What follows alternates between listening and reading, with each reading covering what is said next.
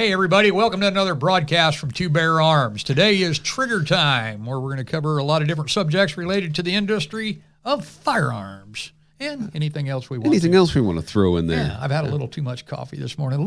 You seem not a little enough jacked sleep, up. Not enough sleep, but plenty of coffee. So He's CC, by the way. Oh, yeah, I'm CC. I'm Deuce. Hey, there we go. There we go. All right. Boom. Hey, let's get rolling this morning. We're going to talk a little bit, hot topic this week. Remington lawsuit got settled. And I've been reading a ton of stuff online, watching a lot of the talk groups, forums, and such, discussing, the verdict and how it's bad for the industry. I want to make a couple things clear here on this, is that this was not a judge-ordered settlement. This was a settlement that took place before the court. Okay. Before any type of court hearing. So, yes, it's a monumental settlement. $73 million, I believe, was the total on it. But understand the circumstances that have led up to that. Of course, this is all about the Sandy Hook shooting from, I think, 2012. Quite a while ago. Yeah. And, it's been in litigation that long. Since Remington filed bankruptcy and went out of business and then got purchased out of bankruptcy, the insurance company had nobody to help them fight, I guess, in this case, because the company itself was defunct. All the assets were locked up and held. Creditors were paid to a certain extent, but then the insurance company's just like, you know what, let's settle this out of court, because who are we dragging back in to represent Remington and Bushmaster? Right. And creating this long, drawn-out 2 or 3 year court battle over a company that's defunct. Right. And like I say, since then has been repurchased, but it's not their obligation to meet that meet the prior lawsuit settlement, because it was purchased out of bankruptcy. So bankruptcy did not get Remington out of having to pay, but it kept their insurance company on the hook because they had the proper insurance. So many states have protection laws for manufacturers, and I believe it was 2005, I think, 5 or 6, President Bush put an act in place for the firearms industry, a protection act, a federal protection act, that manufacturers couldn't be sued in situations where their product was used unless there was such gross negligence, either in advertising or, obviously safety issues or items that should have been recalled or never put out. So it was kind of a protection for manufacturers in the firearm industry, both ammo manufacturers, firearm manufacturers, and anything related to that. But there's also that kind of protection for automakers, for, name a product, I guess. Right. There's those type of protections. All the way up to negligence. And then negligence, there's no protection for that. You have to go from there. So there was never anything proven in the Remington case here. So people that are, saying, oh my gosh, this is, every gun company is going to be sued now and this and that. It's not, it doesn't work that way. This was not anything that the court made a decision on, and that is now the precedence of the land going forward. This was just a settlement. This was just, settling out of court, basically, right, prior to anyone admitting guilt or admitting fault or anything of that nature. So, and I take it that that was brought on by the families of Sandy Hook? Yes, okay. Yes. The families put together a class action lawsuit, if you will, albeit small as far as the class action was involved. I don't know exactly how many plaintiffs there were. I think less than 20. Okay. But they filed the suit together. Using one attorney. And this was just a settlement that was reached on it. Now, does it create any future liability for other companies? Well, it does for their insurance companies sure, to, collect premiums and then pay out $73 million. I doubt whether Remington paid $73 million in premiums over the years, but maybe they did. I don't know. So hard to say. Yeah. So, the most damaging part of this going forward for the gun industry is that, insurance companies are going to look at this and go, wow, $73 million. Maybe liability insurance for gun manufacturers needs to go up. And that may be the case. We'll see. But as far as it being precedence case, it's not. So anyway, I just wanted to kind of clear up a little bit of the misunderstandings that I'm reading online, because there's a lot of people saying the sky's falling for the gun industry over Right. this, and it's not. It's just a settled suit. So I hope that clears up some things. Folks, there's a lot of information you can read online about it. Be careful. This week I spent a lot of different times reading different articles, and most of you already know this, but liberal news is liberal news. And it was kind of amusing. Even this morning, I took a second and jumped between a conservative post and explaining everything out. And then I went over to the Wall Street Journal, and I went over to the New York Times again and reread their articles. And they, this is the end of guns, according to them. Right. So, the industry's doomed now and can't go to bed at night without worrying about a lawsuit. So I'm telling you, from the conservative side, it's, a tragedy that it happened in the first place. Right. But here at the end of the day, it was a settlement. That's exactly what it was. So, all right, let's move on here to the next topic. Let's see here. Let's talk a little bit about you brought in quite the collection of show and tell. Yes. And I felt bad at the last second. Right before we started the podcast, I'm pulling my daily carry. All of them are unloaded, of course. I don't have enough stuff on the table. I had to start throwing my stuff up on the table that I'm carrying today, because he was making me feel bad that he had props and I didn't. Right. So I'm like, all right, quit trying to show me up. Well, in the theme of trying to, spur people's thoughts on everyday carry and the things that we've been talking about, with the bug out bags and stuff like that, I thought, let's cover a subject that I don't see covered a whole lot. I know it has been, so I know I'm definitely not being innovative here. But guys, I want to talk about the importance of carrying a reload of some sort on you.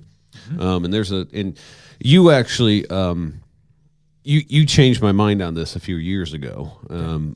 Because I have you coming from the law enforcement background, me being a civilian competitive shooter, we look at things differently at times. Sure. And you process things differently. And while I do believe that there's definitely civilian applications to stuff, it's nice to hear from the other side of the fence for guys that carried a gun for a living. And it makes you think of different things. But, a lot of people in dealing with people at the gun counter never consider carrying a spare mag. Sure. Or a speed loader, or a way to reload that firearm. And guys, it's not what you taught me is that it's not really about more ammo necessarily all the time. Things happen. Things never go as they should. For example, with a semi-auto, in the stressful situation, and your adrenaline is spiked, how easy is it to eject a mag? Absolutely. And you think you're going to be able to find that mag when you're all jacked up? No, you're not. Right. So just right there, a gun malfunction. Yeah. If you're in tight with somebody, if you're scuffling, stuff like that, mags can fly everywhere. Yep. You end up with an empty gun. Yeah. Then you've got a rock at that point in time. So sure. Guys, so I've gone to carry some form of reload now when I carry, just for those reasons. Yeah. For not necessarily because I think I need 20 more rounds or 5 more rounds. I a lot of times, guys, I'm carrying a 5 or 6 shot revolver. Mm-hmm. And while it is less likely that a revolver ejects the ammo out of it, malfunctions completely. One of my favorite ways to carry, I'm just going to cover some real short ones here. Obviously, you've got your standard semi-auto magazine holders here. This is one that we make in-house here, Two Bear Arms. Pretty standard belt attach. And again, when I carry semi-auto, I always carry one extra mag on me. It's just kind of my policy. I know you do the same. Yes, sir. So, and this may be wrong in thinking, but a lot of times I carry appendix when I'm carrying semi-auto. And so I've got, for example, if I'm carrying a larger gun, like my new HK P30 here. Welcome to the family of HK. Yes. We'll talk I'm about a big that. fan we'll of talk HK, about that in a second. This is a new purchase for me. I finally grew up and bought myself a real, proud of you. Real 9mm. And, so I will generally, like an appendix carry, I will generally be carrying the 17 rounder flush fit mag. And then my spare mag is going to be my higher capacity mag, just because from a concealability standpoint. Sure. You know, it's less gun poking out of my body at that point in time. And with revolvers, guys, you've got a couple different choices. You've got your standard HKS speed loaders. This is a Safari Land speed loader. They both work differently, but they're both good ways to carry. My number one complaint about the round speed loaders, while they're quicker, and guys, for everybody that don't know how these work, you open up the revolver, put them in, you twist it, and they drop out. Okay, pretty easy, and they're pretty secure. As long as you got them lined up with the cylinder. As long as you've got them lined up in the cylinder, you got to get them into the cylinder first.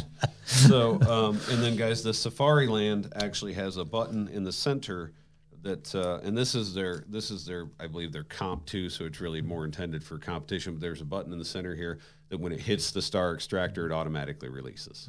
Okay. So it's a little bit quicker. Both very secure ways. The problem of it is they don't really stow well in a pocket. You know, it's like, is that a speed loader in your pocket? Right. You know, I see. So it's, you know, and then in any mode to carry this on your belt, it's going to always look like a speed loader. Yeah. I really like the speed strips. Is that why you always carry that one in your pocket? That's why I carry, okay. yeah, All right. I carry that one in my pocket. Just curious. Even when I'm not carrying a revolver, I carry that one in my pocket. So, family show. Family show. I apologize. Easier to reach in and get that. Sorry for my partner that's here. it. No, I'm just, yeah, okay, go ahead. It's the Bianchi speed strips. They're flexible rubber. I've gone to carrying these, and they're so easy to slip into a pocket. Okay, and it gives me an option. So, you know, these are, you know, they're like 3 for $12 or something. Yeah. They're crazy cheap. Yep. I have them literally scattered. I'll like find one in like the bread box. I'll be like, oh, speed strip. So it's and then guys, also for field carry when you're out in the woods, you know, don't just take your 6-shot revolver. I mean, you know, there's companies that make, you know, this is a Mernickel. Goes easy on your belt. You don't even know it's there. Gives you an option for some reloads. They're easy to get to. You know, guys, carry a spare. Sure. I guess that's my message here is carry a spare, learn to carry a spare. There's a gazillion different products on the market for carrying all of these items. Yep. And luckily they're not very expensive. So find one that works best for you. You know, these hard mags, these can be configured outside the waistband, inside the waistband. You know, we can make you something custom here if you dream up something. You have that, for example, on yours, something very different. Yeah, mine's a horizontal carry, and normally 99% of the time I'm in a vertical carry style such as you've got there and pretty much most of the world uses. The only reason I'm a horizontal carry on this one is because of the style of gun, the style of release on the gun, and the style of magazine, which I know sounds, you know, different when I say that, but because of this particular style of pistol, the P7, there's a giant foot plate on this, and it's designed so it seats completely into the firearm. That gives me a great purchasing point to be able to pull that mag out, and it also puts it in my hand the way that I want it.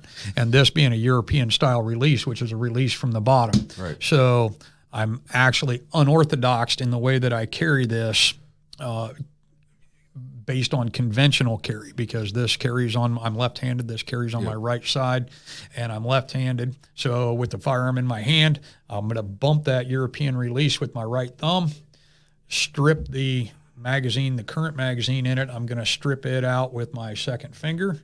That's going to come out. This mag is going to come and go right into the gun. And then with this firearm, we don't have to charge the slide or anything. We just pull the squeeze cocker and it charges the gun. So, and we're back to business. So that's my only time that I'm carrying a horizontal carry. And with that said, I have practiced with this tremendously. Yeah. I'm very, very quick with this, but also if I switch over to one of my standard guns, I've also practiced enough with that I know which and what I'm doing. Now, did you ever carry horizontal on a duty belt? I have seen that. I personally did not. Everything I did law enforcement wise, I always kept vertical. Just pure speed of application, I think. In my opinion, I mean, there's guys that can, you know. Horizontal's probably more comfortable. And horizontal's much more comfortable with a bulletproof vest and all the gear that you carry and that type of thing. Yeah. So yeah, the horizontal, that was the main reason that guys would carry him in the horizontal position. And enough practice, sure, you can get good with anything. So I'm not begrudging that option. Just whatever option you choose, work hard with it to understand it. And you brought up a good point earlier about having a spare mag with you. One of the disservices in the industry right now is the high capacity guns, in the respect that we wait on people all day long out here at the counter, and many times, when we're talking, somebody will say, yeah, I really want something high cap so I don't have to carry, extra ammo. Right. But then stop, let's talk. We have this conversation, after today, I can just tell them, hey, watch our YouTube video. But because it is a pain in the butt. It is. I mean, this weighs as much as another gun. Absolutely. Sometimes. I mean, like for example, this 20 round HK mag fully loaded. I mean, that thing is, you could literally carry an LCR. Oh yeah, absolutely. Lighter, an extra LCR, bond derringer. You can throw a bond derringer. Another gun. Yeah. Which is another topic for another time. Yeah. But the old New York reload. Oh yeah. But, toss one, pull one. But. No, I just thought it was an interesting topic to cover, and because a lot of people don't think about that. And in this will, I'm not trying to steal your thunder, because we're going to get into some other things, but that, we get comfortable. Sometimes. I mean, it's really easy for me to get comfortable driving from downtown Etna Green to the 10 minutes out here. Sure. What's going to happen? Sure. The most dangerous thing I encounter is hitting a deer with my car. Right. So I mean, other than that, it's really all about training and a mindset. And, sure. And guys, when you find things that work for you, practice it. Absolutely. And so many people are like, well, that's not conventional, or because we do some unconventional things. Oh, absolutely. And I always, one of my favorite things is to tell people, which always infuriates them. I said, don't confuse your lack of skill set with mine. So that's, but I mean, that's the truth, because, sure. Coming from the competitive, I make no claims of being a warrior or a combat master, but coming from the competitive side of shooting, what I am very good at is adapting to equipment very quickly and sure. finding ways to make things more efficient. Sure. And I do the same with my carry stuff. Yeah. So I mean, because in my mind it's second nature to me. So I'm relying on my own muscle memory, and and I don't think you would argue with me on that. Oh no, not at all. Yeah. So.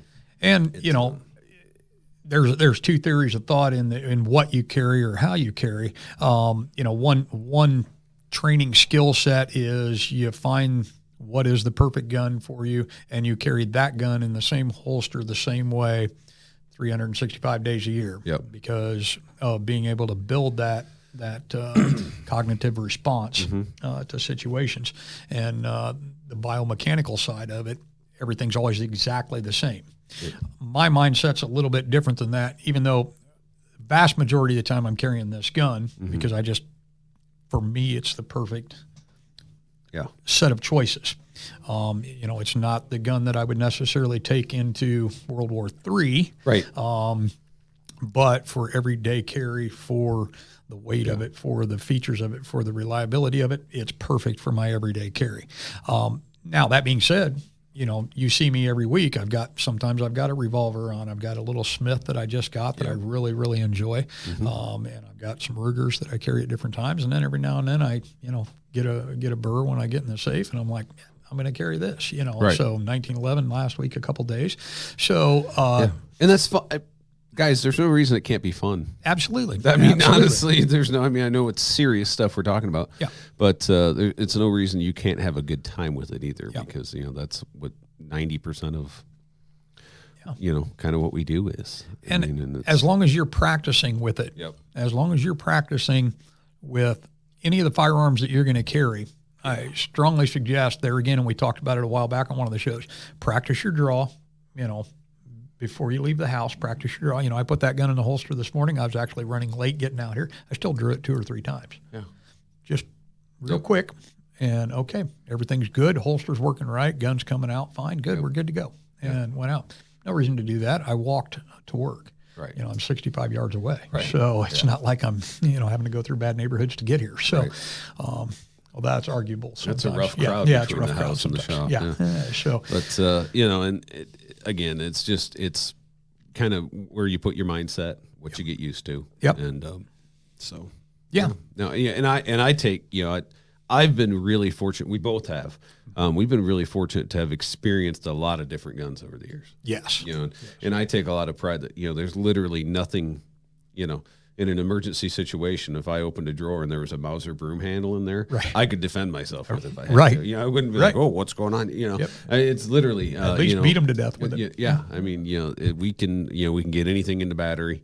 And and that's the skill set. Yeah, and absolutely. We worked on, and that's been a fun skill set to play with over the years. Yeah. So, yeah, fantastic. Yeah. So, did you want to talk about your new gun at all, or do you I'll want to move on? just I don't know. Minutes? We don't have to spend a ton of time on it, but this is a new. Just show you clear on that. Yes, sir. This is the new HK P30L that I just got. This was a pre-owned gun that I picked up here in the shop, and this is a decocker, double action, single action model with safety. I didn't seek to buy one with a safety. This one happened to have on it, which doesn't bother me. But I can tell you that I'm going to be carrying this gun in double action mode for the first shot. Which guys, basically, when this gun's put in the battery, it'll be put in the battery, rounds chambered. I will decock it, and the decocker is right here, which is a little different. Yeah. I've carried guns with decockers before, CC75s and whatnot. But then, so my first shot's going to be a long double action. Then followed by subsequent shots will be in single action mode until I decock that firearm. This came with an O-light on it, kind of cool. Never had a weapons mounted light, so fantastic. I've got one on that. So I've actually spent the last week or so playing with that, getting used to it, and ordered some. Oops, turn my light on. There we go. Ordered some high cap mags for it. Like I said, I got some 20 rounders. And guys, this is not going to be my everyday carry gun or my concealment gun because it's huge. But we talked about bug out bags. I'm building a bag. That's going to be in my bag. So, and real quick, if those that watched our show on the bug out bag, it was the previous episode. If you watch that episode, or did watch that episode, we talked about the daily carry bag, and in the daily carry bag you would have your fighting gun, and you've determined this is your fighting gun with the spare mags. Now, the other thing that led us to a discussion when Deuce was picking this gun was that these mags are interchangeable with my bug gun and my other bug gun in my big kit, which we'll talk about in another episode. So all three of our available handguns when we travel, because we travel a lot together. We do. Matter of fact, we see each other probably 7 days a week, probably or 6 days a week. More than we want to sometimes. Yeah, and we travel together. We run errands together. We do a lot of things together, and then, of course, going to shoots. So with these packs in there, we have interchangeable magazines, all, they fit all the same guns. So even though, his P30, the predecessor to the VP9 and the VP9 striker fires are what I have as the backup guns or my fighting guns, if you will. So, both feel virtually identical. When you put them in your hand. And what's cool about the VP9 and the P30 here is they've got the interchangeable side and back on the grip frames. Oh, dang it. I keep on putting my light on. And so I was able to, like for this gun, I went with a small back strap, small on the side, large side panel, so it fits my palm. That gun fits me like a dream. Absolutely. And I've ordered, because I don't leave anything alone, I've ordered a Gray Guns short reset kit and flat trigger for this gun, which we're going to be installing, which we'll do a follow-up on that to tell you how it turned out. So, and we'll have fun working on that together. So when I say together, I mean I'm going to watch you install it. Fantastic. It's not in my realm. So. And when it's not wind chill minus 8 degrees out, we will actually go out and run some rounds on video. Perfect. And we'll have our producer insert that into one of our upcoming videos. Awesome.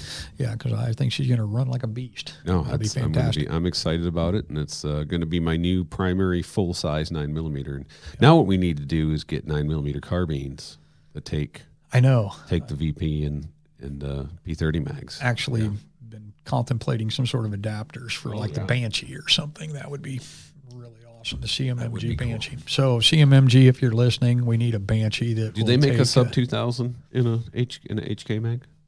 No, nobody makes a carbine that I'm aware of that runs the VP mags. So if anybody knows of one, add it to the comments right away so I can go buy a bunch of them. So yes, I drank the HK Kool-Aid. He finally got to me. It's taken some time. Yeah, I was not able to get a P7 because I am a ammo manufacturer, not a gun dealer.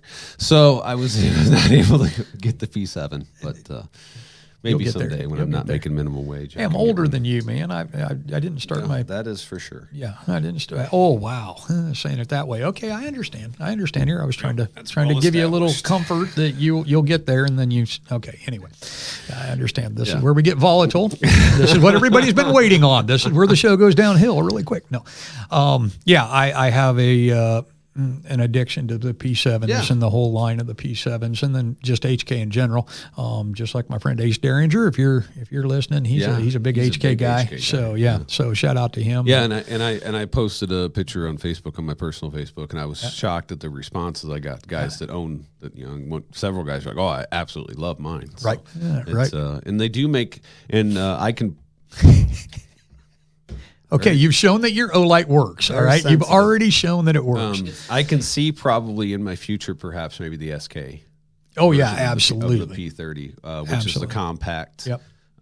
That's pretty cool. I can maybe see one of those in my future. Yeah, so. And I've got one of the VP SKs, so the striker-fired concealed carry version. Yeah. And then full size. Yep. So, they're fantastic. And guys, one of the reasons, and honestly, and I've spoken about this before, is one of the reasons I prefer a double action gun is just, number one, my mode of carry. And because I don't want to go off on a tangent on this, but we got time. My mode of carry is appendix. Yep. And that's my favorite way to carry. And I have small children that are all over me like a jungle gym all the time. It's just another layer of safety for me, even if I'm carrying it in a hard holster. Just makes me feel better. Even to the fact, guys, that when I holster this gun in an appendix rig, I can literally index my thumb onto this hammer while I'm holstering that gun. So it just gives me just another layer of safety. Because I don't want to shoot myself. Yeah, I hear that's painful. In my. Yeah, that would be painful and demoralizing. I don't want to. Shout out to your little guy Elijah last night. That was a lot of fun. And I walked into Deuce's house last night for our Friday night ritual. And when I walked in there, Elijah had black magic marker all over his hands. Yep. And so I complimented him at age 3 on his first set of tattoos. Yes. And so I didn't get such a good look from the parents over that. His first prison tat. His first prison tat. Yeah. When he turns 16, I'm going to take him to get his first tattoo.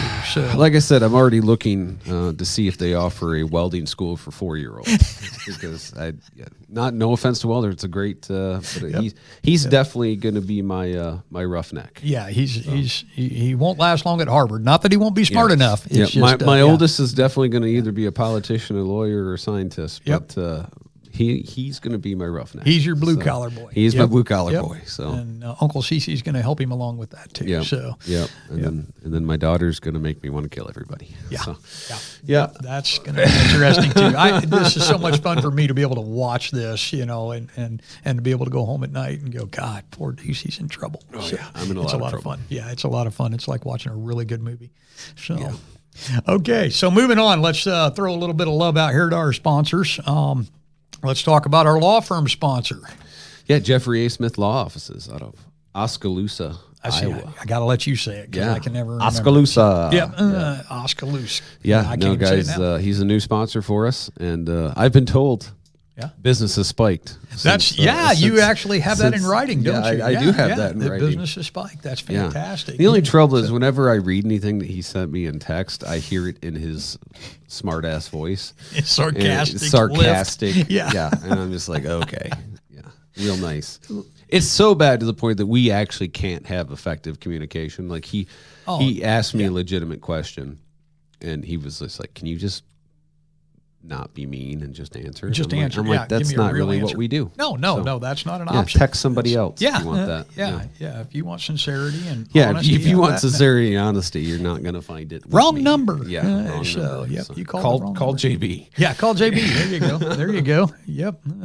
So that's awesome. We appreciate his support and his listenership. Absolutely. Let's talk a little bit about WTP, our other sponsor. Yeah, We the People Munitions Company. We are running full tilt right now, and it's been a good week. It's I'm in my typical we've got End of Trail coming up next week. We'll be leaving for that, and I am loading up to bring. We will have plenty of our 38 caliber ranch hand match packs for sale. They're 125 count match packs. They will be available at End of Trail, and I'll have plenty of them in stock out there for you. So I've been getting a lot of phone calls, a lot of texts, a lot of emails. So sure. We did not do pre-orders, but we're going to have plenty of ammunition out there, and our new knockdown packs we'll have out there as well. Yeah, the knockdown packs, we talked about them last week, and we'll have those out there for you to be able to purchase. Yep. We don't feel that the credit card is going to be an option out there, just unreliability of network services and such, so it will be cash or check. Cash or check only. Yep. Good check, please. We prefer a good check. Good check, I do not take chickens or farm animals in exchange. We will trade guns. If you have any P7s, we'll trade those. You let us know what you got. Yeah. So, seriously. Yeah. We will trade fire. Yeah, we will. Seriously. Seriously. No, we're not kidding. We're not joking. We're not kidding. Yeah. No.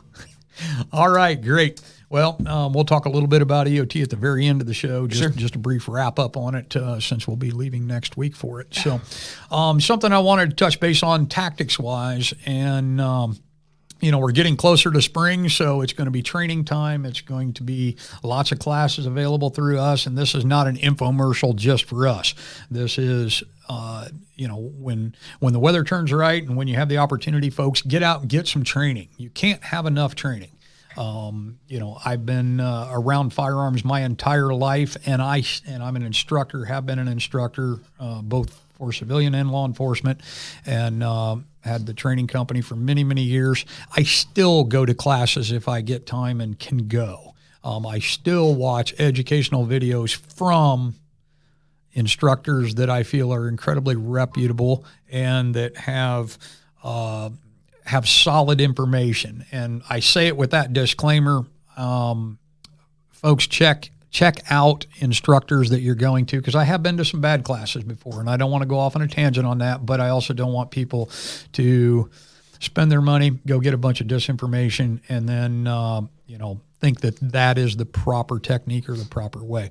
Do a little research on who your instructors are, what their backgrounds are, and then get out and take the training. And this goes along the lines too, I'll say this part, same thing goes with reading things online, watching YouTube videos, being in talk forums every day. You and I are on a lot of different forums. We're in a lot of private groups, both, social media wise, and then also manufacturing wise and dealer wise.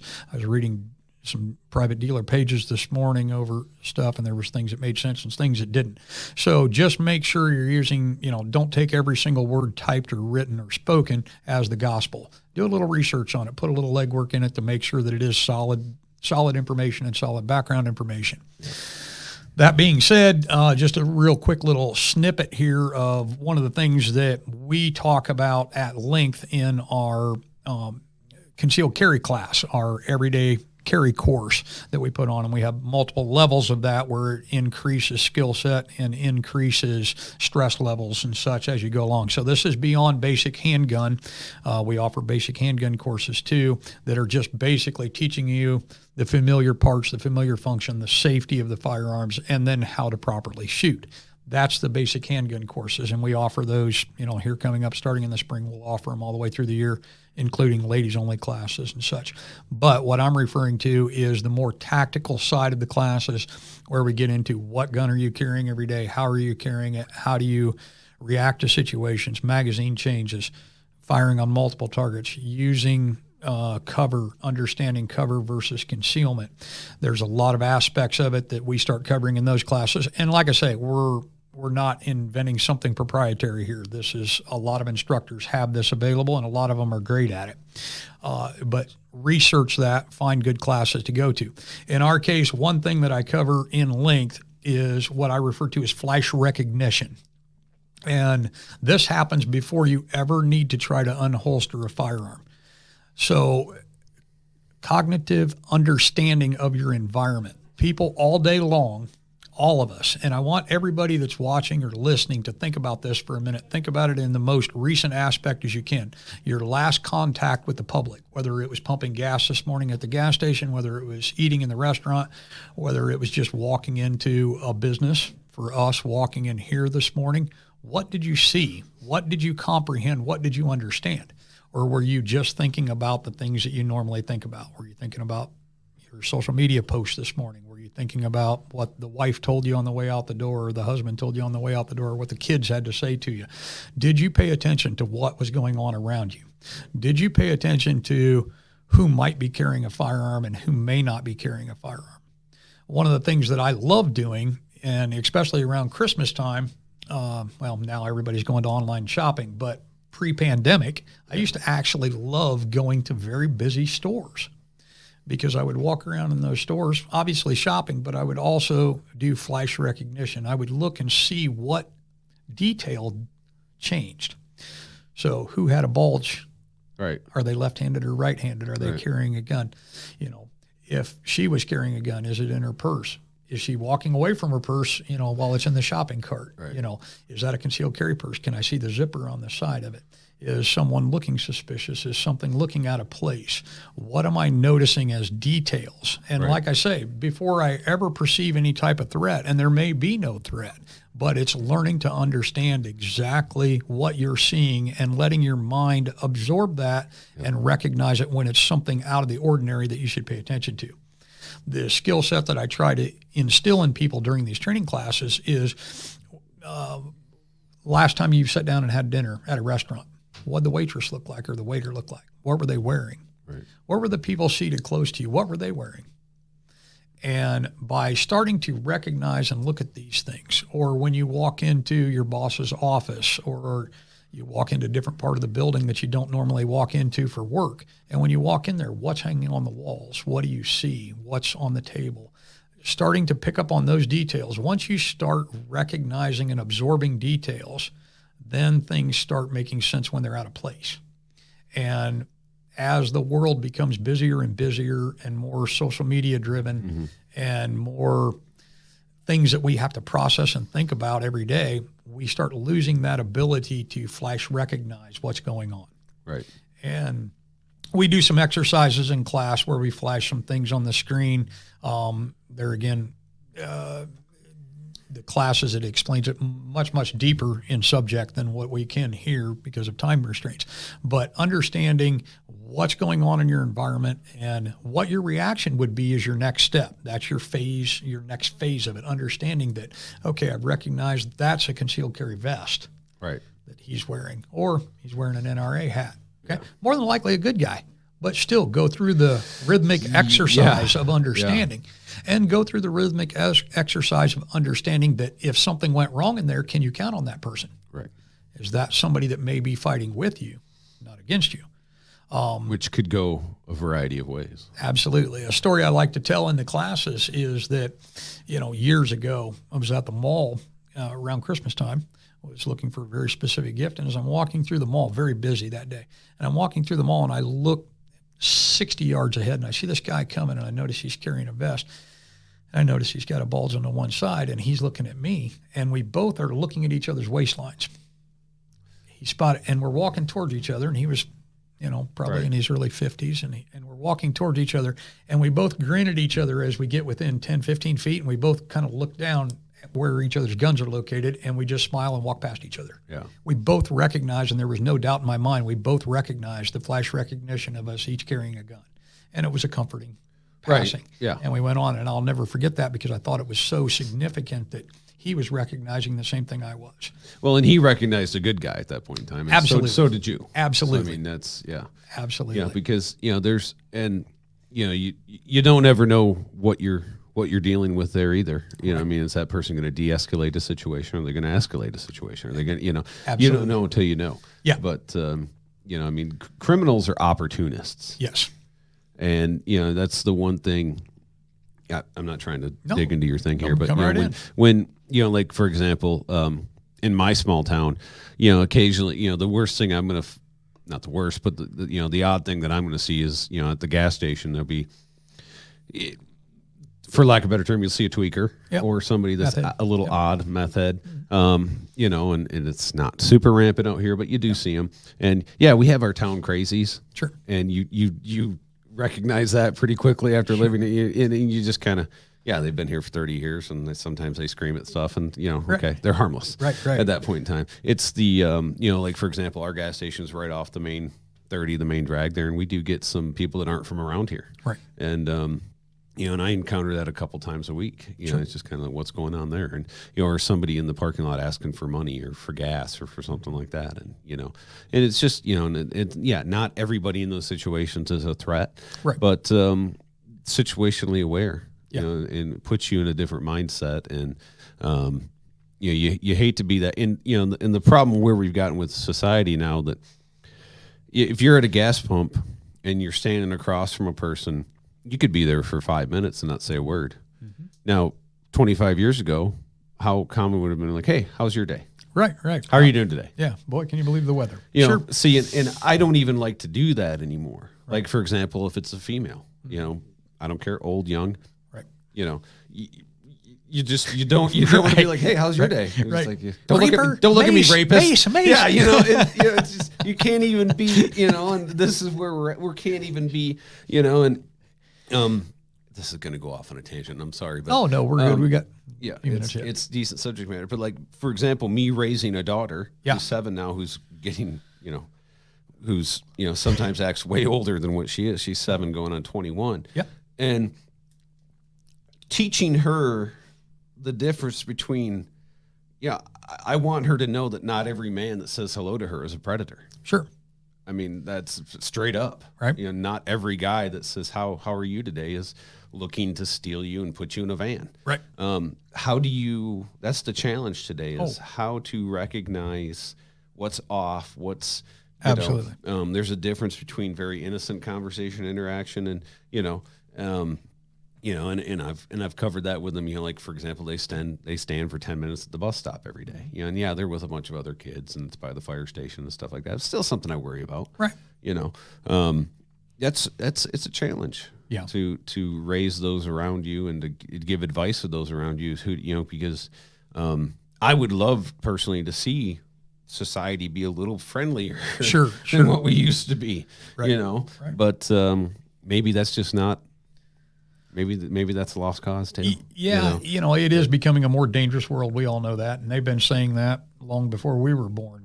Every year it just seems to be that way, and it is. It is what it is. Yeah. Just being prepared and understanding the surroundings, and in your case, teaching the young ones to understand their surroundings, and then you have the difficult task of teaching them to decipher the difference. Right. Where as adults we have enough experience that we can pretty much decipher the difference based on experience. Mm-hmm. So, I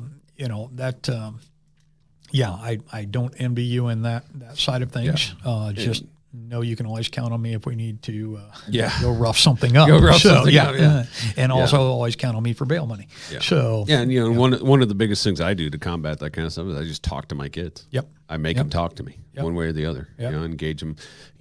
Engage them one way or the other. You got to ask questions. Yeah. So well, as Elijah gets older, I'll teach him to fight if that's okay. That's fine. Yep. And, he's already really good at the nut punch. I know that for a fact. Yeah. He's super good at that. Yep. And he's quite the gotcha, wrestler. Daddy. Yeah, Thank gotcha, you. Daddy. Yeah, he's quite the wrestler too. Yes, he is. Yep. Yeah. I grabbed him up last night when we were playing, and he was quite wiry. Yeah, he'll go for the fish hook immediately. Yeah. He'll go for the eyes, the nose. Yeah. He fights dirty. Yep. So that's fantastic. Yeah, he's my buddy. So no, wonderful. I think we covered some good subjects here today. Yeah. From the training side, we kind of drifted off there just a little bit, but we were drifting into some great content, of course. And but there again, folks, as spring approaches, we're starting to get excited. We're seeing some good temperatures starting to come out. -8 today, but we're seeing some 40s and some forecasted higher temperatures later after we've left town. And then by the time we come back, hopefully it'll be a lot nicer weather. And as that starts to happen, folks, there's your opportunity to start looking for training classes, get out to some training classes, get out to firing ranges, get some trigger time in. Yep. And, work with the guns that you're carrying every day. Don't think that just because you bought the gun and you put several hundred rounds through it when you first got it, that you don't need to keep that skill set going. I'm itching for a little warmer weather, and I don't need it to be super warm to shoot because I like shooting sometimes with a jacket on, gloves, that type of thing. And we'll talk about that maybe on another episode.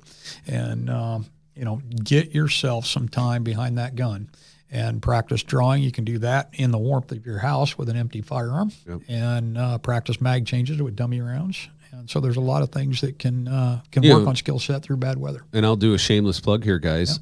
Even if you're local or semi-local, stop in and see us. Even if you don't want to buy anything that day, we love talking to customers, love putting stuff in their hands, and maybe just giving them a different thought process or giving them something to think about. People sit on YouTube all day long trying to figure stuff out. Come on in. Yeah. Talk to us about it, and grab Kurt, grab myself, grab Brian, grab any of our great associates, Levi. Got a lot of experience there, and even if you walk out empty-handed, maybe we can send you off with some info and something to think about. So we love having our customers come in here, and that's what we can offer here that a lot of places cannot. Absolutely, absolutely. We're not a box store. We are not a box store. Clocked in and clocked out. At the cash register. We enjoy talking guns 60, 70 hours a week. And quite often we'll have a customer come in, and he may come in 3 or 4 or 5 times before he buys while he's figuring stuff out. Guys, we love that. Yeah. We got all the patience in the world for that. Yep.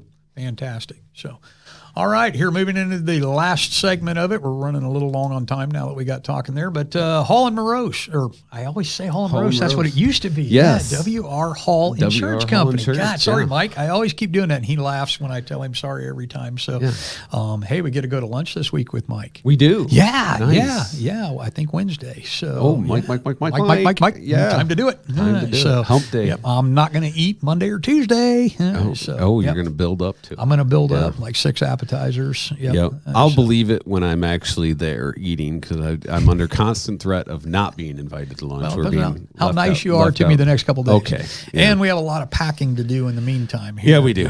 To roll out. So, folks, for all your insurance needs, Phil will put it on the screen there, but W.R. Hall Insurance, they've got you covered. There you go. Since 1920. 1920. There you go. Fantastic. So, get a hold of Mike. He's a great guy. And we look forward to seeing him this week before we leave town.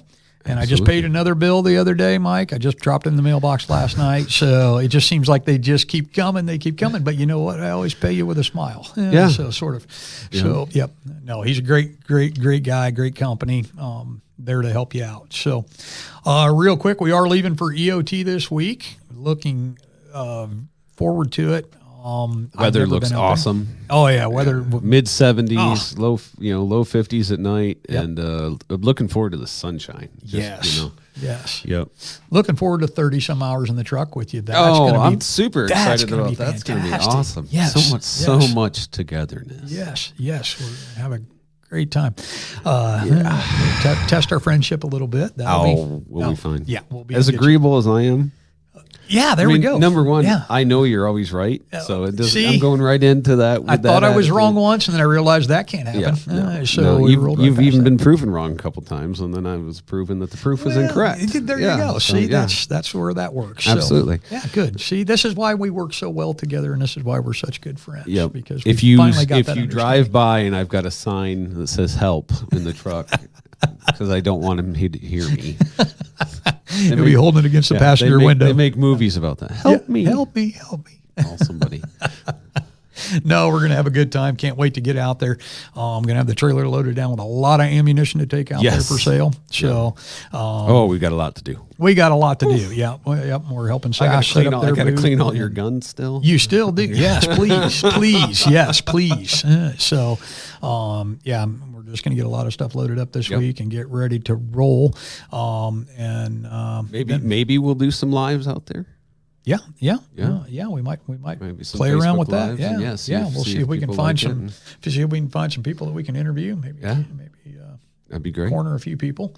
So our attorney will be out there. Yes. And Yeah, maybe we'll do a live commercial with him. Yeah, and tens of people will watch it, and then he'll have more customers. That'll be awesome. Oh my gosh, we'll have to raise his rates. I like that. I like that. Okay, we'll talk about that after this. So, okay, something else I want to mention that now that the date's getting closer is the Ghosts of the Mohawk shoot. I mentioned it during one of the other podcasts. This obviously is a cowboy action shoot. They're having the classic cowboy throwdown. Pony Soldier is kind of heading this up here, and this will be in Tulsa, Oklahoma, April 30th.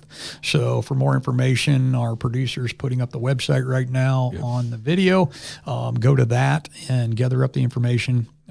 It looks like it's going to be a fantastic time. So check that out if you're anywhere close to that or you got that weekend off. Travel out there and go. It'll be a good time. I'm sure the weather will be good out there during April. So, all right. Any other things you want to cover real quick? We're running just about perfect. Yep. So again, we appreciate everybody listening and watching. It's been a lot of fun. Now, the White Claw, last week we gave it out to Railgun, which was a lot of fun. I got a very, very, very cool text message. And the cool part was I was in the truck and I had people with me and I hit the car play in there and it played it and it said it in a British voice. Right. Okay. So it was fantastic coming from Ray. What did you do to me? I should have pulled it up to read it, but what did you do to me? Why is this happening? What am I supposed to do here? You got me, and it's on like Donkey Kong, I think is how she ended it there. Like Kong. I was laughing so hard, it was almost unsafe to drive. I had to play it one more time because it was so funny, especially in the British voice and knowing it was coming from Ray. So then I called Ray, and her and Short Term were on the phone on speaker, and we had a ball talking about it, and everybody got a good laugh, and it was great. Now, at the end of it, and I'm kind of she didn't say I couldn't mention her name in this. So, she wanted to know who was going to be next to get it. I said, well, we decided at the last minute, that type of thing. So she actually wanted to nominate somebody. So I thought it's not outside the rules. No. So this week, Ya Big Tree. Ya Big Tree. Ya Big Tree. Thank you, Railgun, for the nomination there. Yeah. So she's going to get on me for that too, for just tossing him like that. But, you got to have a lot of fun. So Ya Big Tree, I think I'll probably see you tonight too, Ya Big Tree. And I don't know he's a listener. They're having the cowboy dinner tonight down in Kokomo, so we're going down to that. And so anyway, if you can get a hold of Jeff as soon as this airs, and I'll see him probably tonight. I don't know if this will be aired by then, so I'll keep my mouth shut tonight so somebody can peg him in the next day or two when it's posted. That'll be a lot of fun. So congratulations, You Big Tree. You get to supply a pack of... Lucky listener with a ranch water or White Claw. So there you go. Enjoy. So...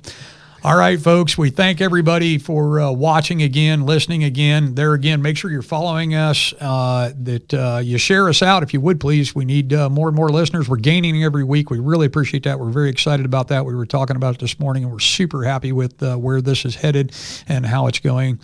Thank you to all our sponsors again, and we'll plan on seeing you next week. As we always say, keep your powder dry.